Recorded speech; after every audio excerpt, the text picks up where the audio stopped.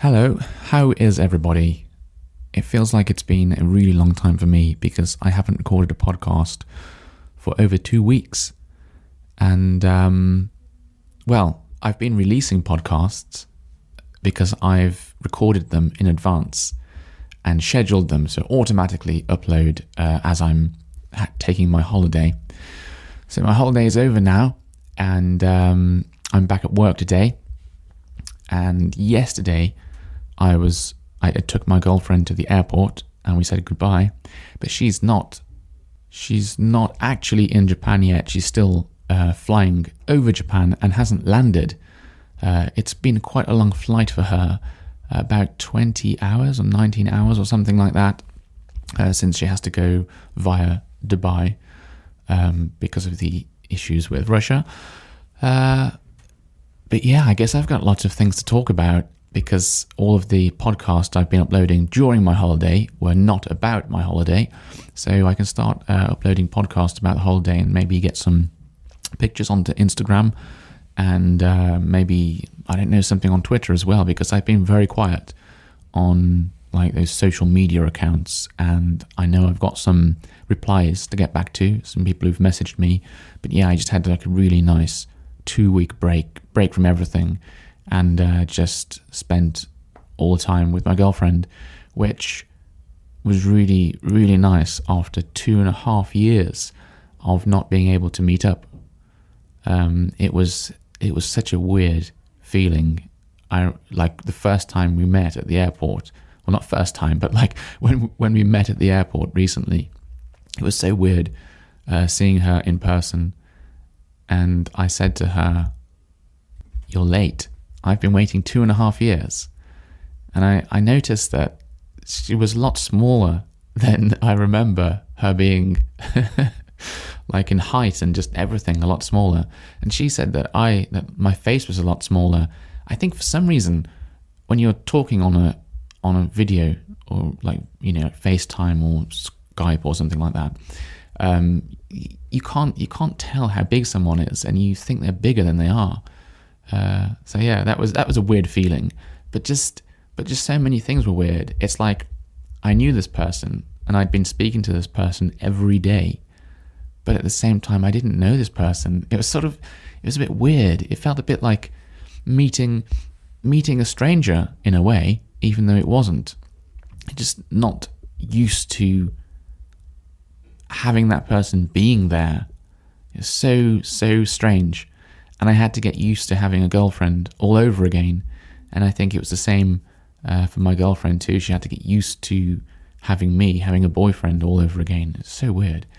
But now that she's gone, now that we say goodbye at the airport, it's a different kind of weird, a different kind of strangeness all over again.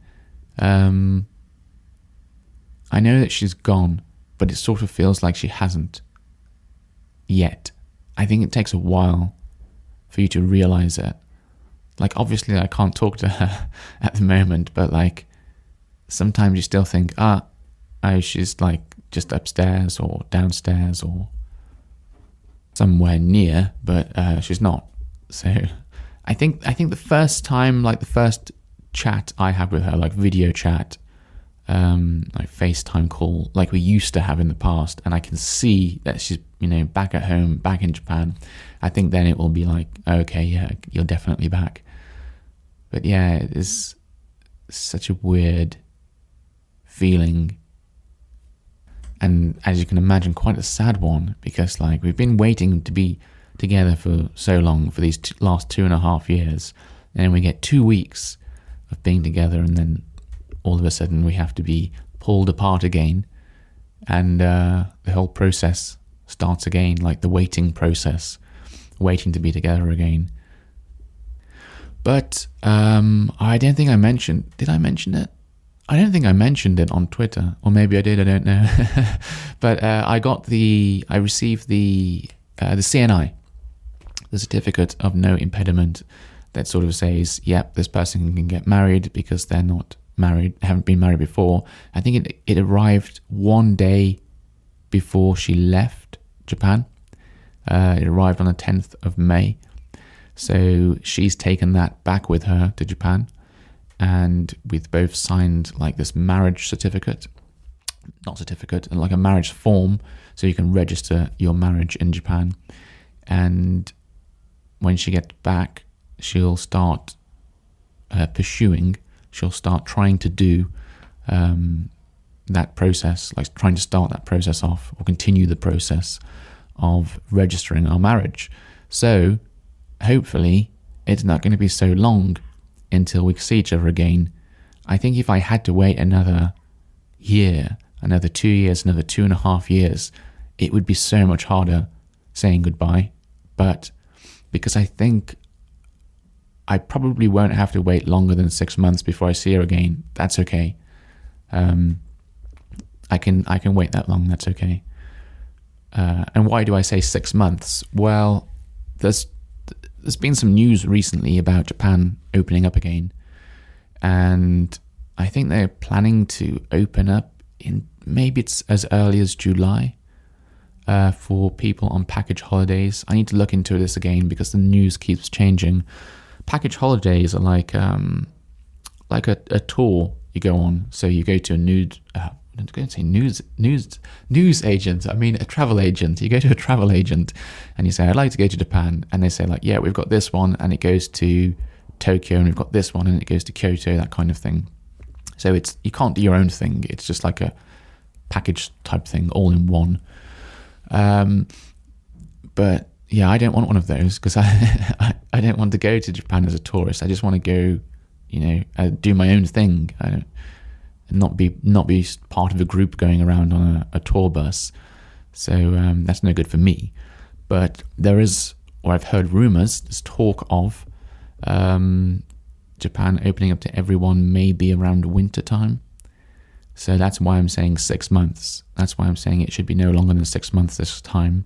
But we'll have to see. And obviously I'm keeping an eye on the news. I'm checking the news, Japanese news, to see if there's any new information about lifting this sort of like travel ban, this tourist ban from Japan.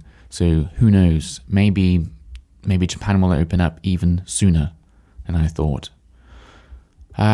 Just watching my girlfriend's flight on a flight tracker sort of application, and I can see she's like 3 minutes away now from landing in Narita Airport. So yeah, I'll probably watch that flight come in as I'm doing this podcast. I can hear a plane now. It's not hers, obviously, because I'm in England. I can hear a plane flying over my head now. It was weird. It was weird going back to the airport, actually. When I went there the first time to pick her up, it was really quiet. There were not many cars there or many people at the airport. And I thought, oh, okay, this is because of, COVID, coronavirus, and people aren't really doing that much flying anymore. But when I went to drop her off, when she went to departures, leave England, there were a lot of people there, and it was just as busy as it normally is at the airport. So maybe that's not true. I think lots of people are flying again. It's just me. I'm not flying because I can't get into Japan. I suppose I could go somewhere else. I could go on a holiday, I don't know, abroad by myself or something. But no, I'm just saving all of my money at the moment for that time when Japan opens, and I can go over there and do something fun. I don't know what I'm going to do. I don't have any plans really. My plan is just meet my girlfriend again. And then once I do that, then I'll figure out something fun to do. I don't know, maybe go to... I quite like the idea of going to a national park. Like there's a big national park called Hakone. That I've always wanted to go to. So that would be fun. Right. I can see the plane coming into land.